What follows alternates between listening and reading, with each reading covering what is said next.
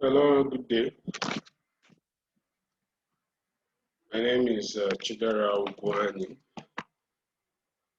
and I welcome you to this course, Pricing Policies, MKT 822. And a couple of weeks back, we attempted to have a live webinar. However, we have not been completely successful with that due to some network challenges. So, in the meantime, we'll resort to having these classes recorded. And then we still have to get back to the live webinar as soon as we can so that we can have a fully interactive session. Today, we'll have to do a recap of our initial class, and then from there we proceed to other things that we need to learn in line with our course material.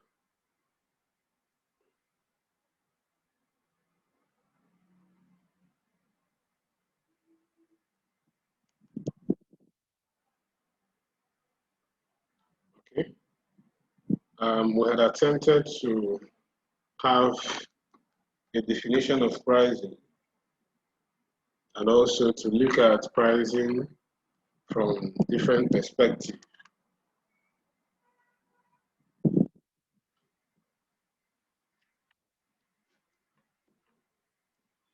And I said earlier that one key thing that should be noted is that price means different things to different persons, depending on their role in the transaction.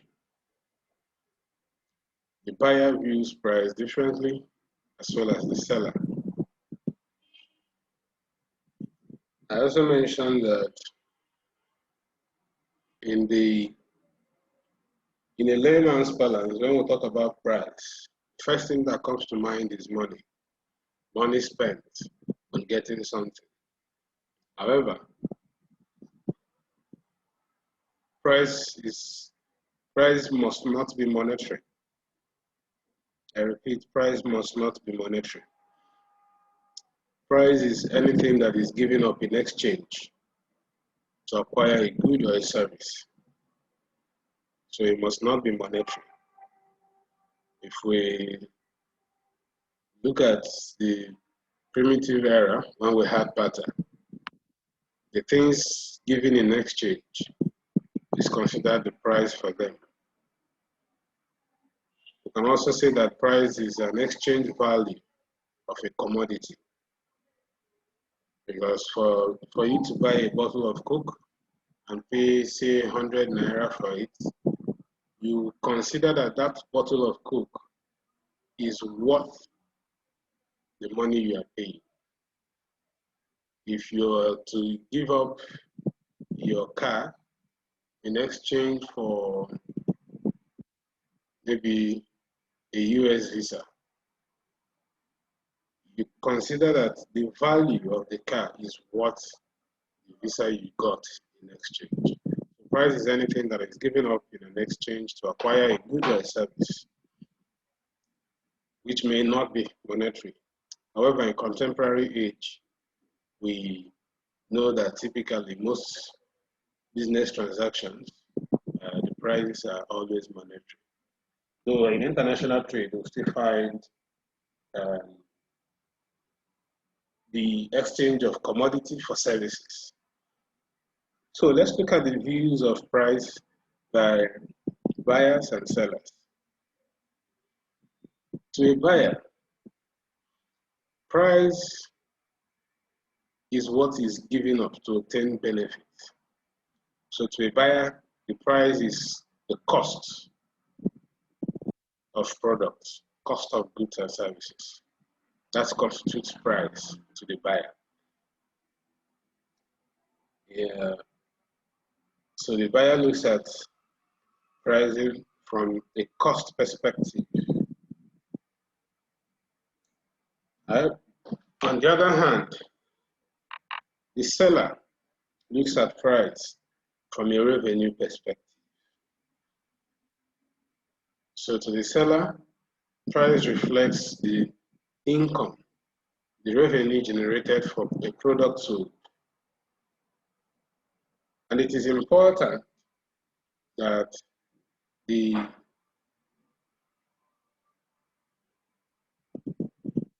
seller understands this pricing very well, because it determines profitability, business success, survival, and growth. And as such,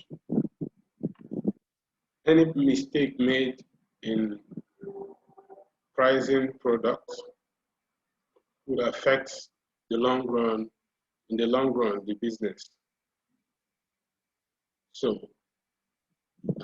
that being said, we'll look at some common mistakes that sellers make in the course of pricing a product. Some common mistakes that sellers make in the course of pricing products.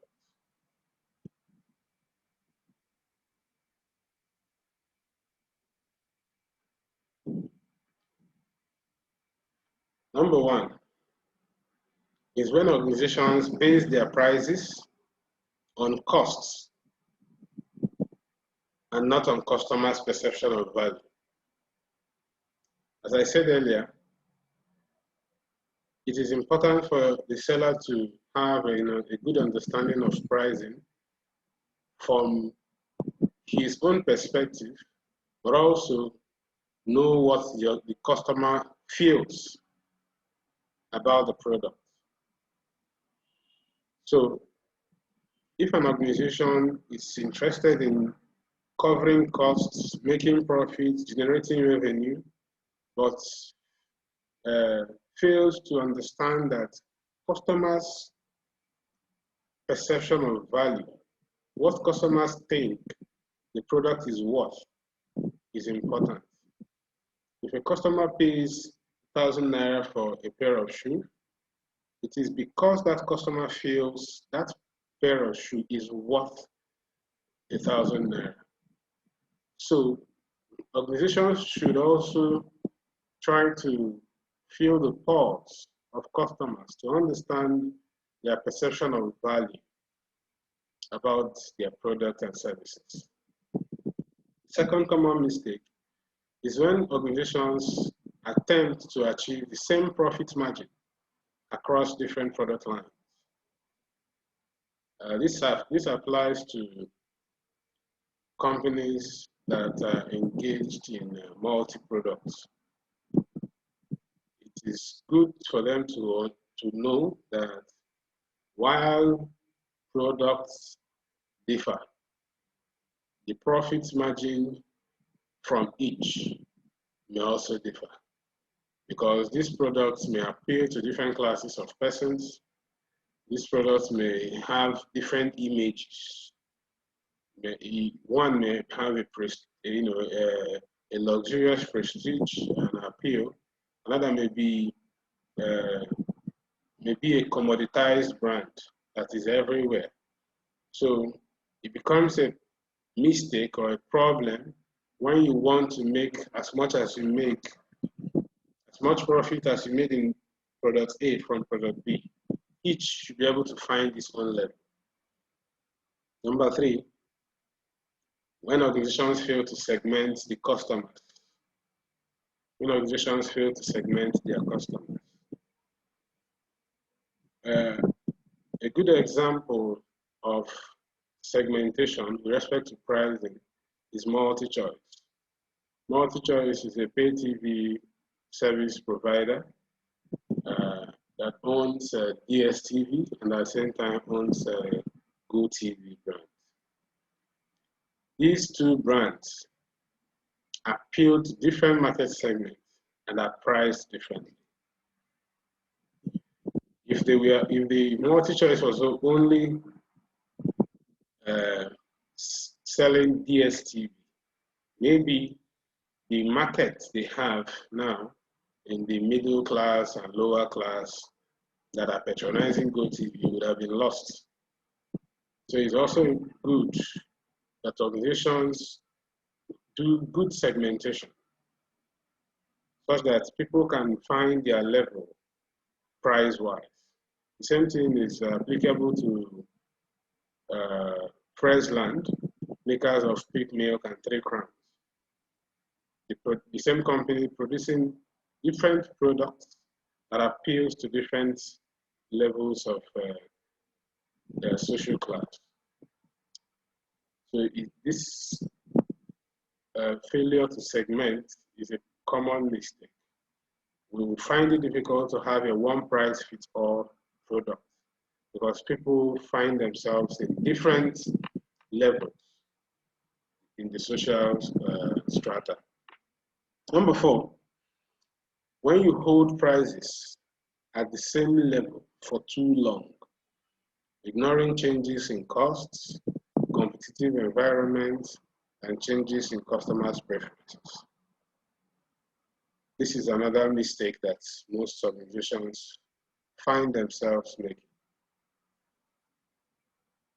Every well-meaning organization should be open to changes. Change is a normal occurrence in business, and every well-meaning, forward-thinking organization should be at alert. Take note of these changes and adapt to them. Changes in cost of input, competition, customer preferences. Should be able to adapt to them. If there are changes in cost, possibly maybe a decrease in cost, is expected that the price of the product should also come down. If competitors are increasing or decreasing their costs, there should be a competitive parity amongst products in the same category. And if customers' preference is tilting towards a particular line, organization should also flow with the trend. As you can see, the story of Nokia, at least in this part of the world, is a big lesson. When organizations fail to move with the trend when they should. At the advent of telecom cell phones in Nigeria, Nokia was the highest selling. But when we started moving from Java phones to Android, we didn't see Nokia coming with us, and they were left behind till date. So changes in customer preferences should also be monitored and adapted to.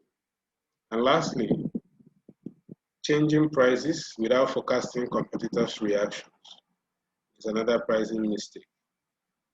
You can hardly find a monopoly today, so it becomes a challenge for organizations when they do not try to understand the effect of their price changes on other competitors. It will be problematic all of a sudden to have a hike in your price when other competitors are still maintaining the same level, same pricing level that all of you were at the time. Consumers may begin to move to those competitors while your prices are still high, and that is not to your advantage.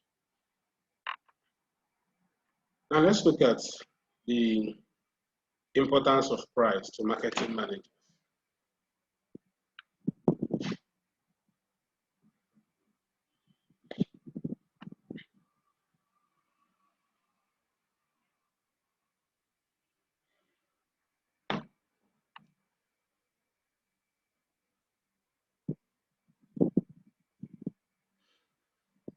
Now, pricing is important for several reasons.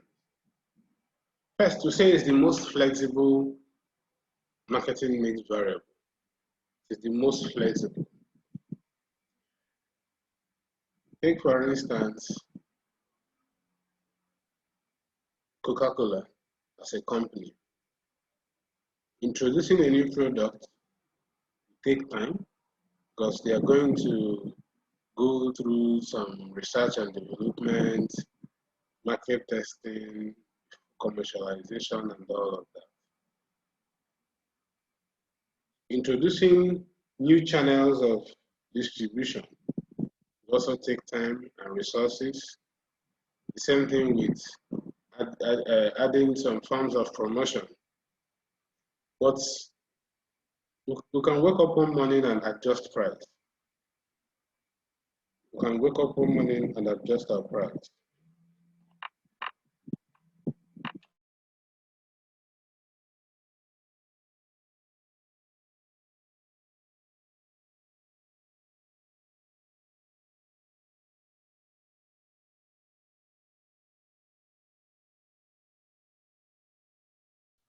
So you see the flexibility of price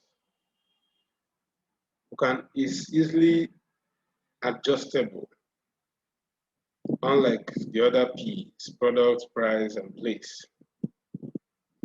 So the flexibility of pricing decision is particularly important in times when the marketer seeks to quickly stimulate demand or to respond to competitors' action. For instance, we may want to, if we feel that our demand is low, we can reduce price immediately and see if that would push consumers to buy more. Or if we feel that other competitors are reducing prices, we can quickly adjust in response to the competitive pressure. Second importance is that price is strategic. Price is strategic.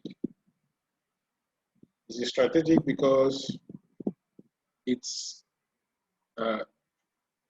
decisions to purchase. Most decisions to make purchase is hinged on pricing. And as such, pricing decisions should not be made in a haste. An organization can lose so much just for making a pricing error. So it is key that a marketer tries to take advantage of every situation by carefully making pricing decisions. Price is strategic also because we can use a low price to increase demand. We could also use a high price to, affect the image we build around a particular product. We can use price to send a message across to customers. You can see that most new products in the market come in with a low price, giving customers an avenue to try. And then over time, when it must have gained acceptance, gradually prices begin to increase. So a marketer should understand that price is strategic, in as much as some pricing decisions may lead to loss of revenue. However, the marketer should look at the long term. If it leads to loss of revenue in the short term, but promises, a high return in years to come, that's a good strategy to drive on. Number 3, price gives the first impression. Gives a first impression. A lot of us in this part of the world have zeroed our mind that if you have 3 products in the same category of 3 different brands, the cheapest of them all is the lowest quality. That's our first impression, even without having to consume or use any of them. So oftentimes, customers' perception of a product is formed as soon as they learn the price of that product. So it is key to understand that the impression we give about our product can be picked from the price of the product. So it's important for marketers to know that if customers are likely to dismiss a product just because they know the price, that the price you attach to the product should be able to communicate the value the product has. Lastly, price is an important part of sales promotion. It's an important part of sales promotion. This is because we can adjust prices in the short term to stimulate interest in the product. That is why you see organizations from time to time, they could run some promo. Maybe they tell you, you buy 5, you get 1 free. On the whole, the 6 cost less. Or they could just run promo and say they're giving some discounts over a period of time. The essence is to stimulate sales over time. However, it's also important that prices do not fluctuate often, because it could affect consumers' desires and choices.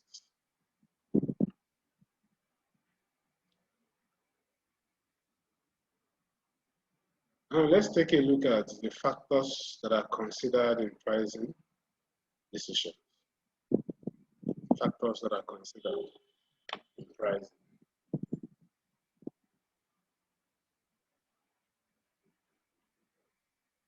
The first is the cost.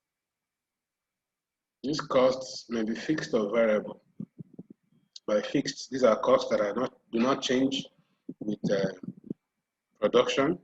Variable costs are costs that change with the volume of production.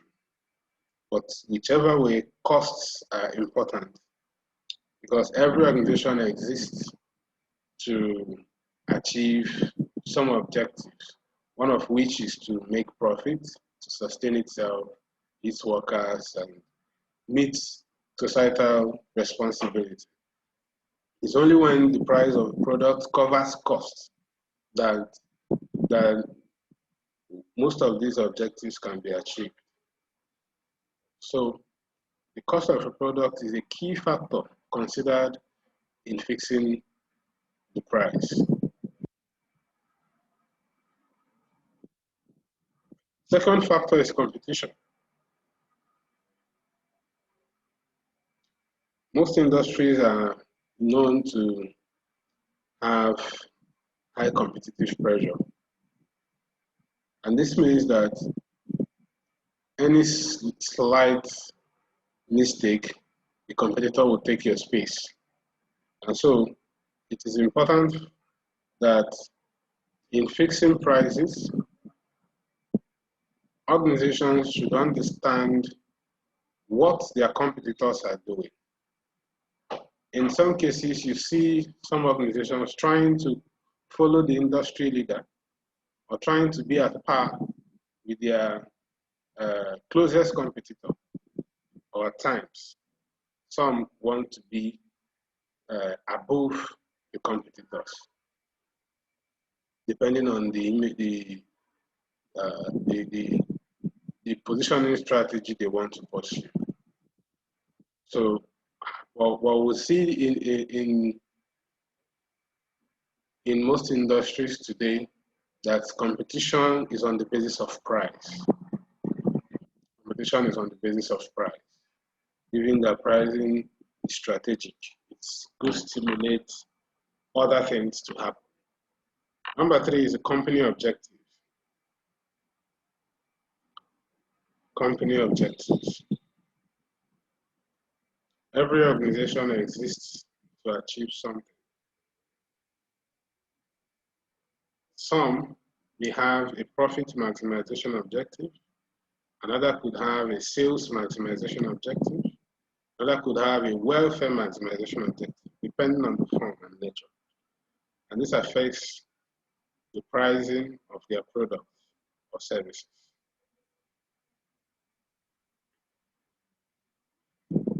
Another factor is the proposed positioning strategy. Positioning strategy. When we talk about positioning, we're referring to the image, the mental image we want to create in the minds of the consumer about a particular product. If we look at, say, Apple product, the positioning strategy gives it a luxurious appeal. Once you hear that this product is Apple, even before you make use of the gadget, you tell yourself that, wow, this is for the upper class. It is high tech, it's top notch. It is a positioning strategy. So, positioning strategy of that we propose for the product affects the price, because the price should be able to meet, or to also project that positioning strategy. The prices set must reflect the product positioning determined by the firm, so that the high price may suggest quality, status, prestige, exclusiveness. Price may also be used to enhance product image, to promote the use of the product, to create awareness, etc. And the last factor is the target group and their willingness to pay. It is important that in fixing prices, it's good that we understand the consumers for which this product is meant for. You cannot make a product for the lower class and then you give it a high price. That will be a mismatch. You cannot also make a product for the upper class and give it a low price. By that, you spoil the positioning, the image you intend to project about the product. So the target group for which the product is made is important to be understood. Also, their purchasing power needs to be understood. If you make a product for students and make a product for working class, it is expected that these two groups are different. They have different purchasing power, and their products should be priced differently to meet with these factors. Okay. That ends it here. I will encourage you to go through the SAQ questions and attempt the in-test questions as well. It's also important that while we are waiting, you can go ahead to make use of the course materials and acquaint yourself in the time being. So, that being said, thank you for your time, and I'll keep making an effort to join the live webinar. And in the meantime, we'll have this recorded. Thank you.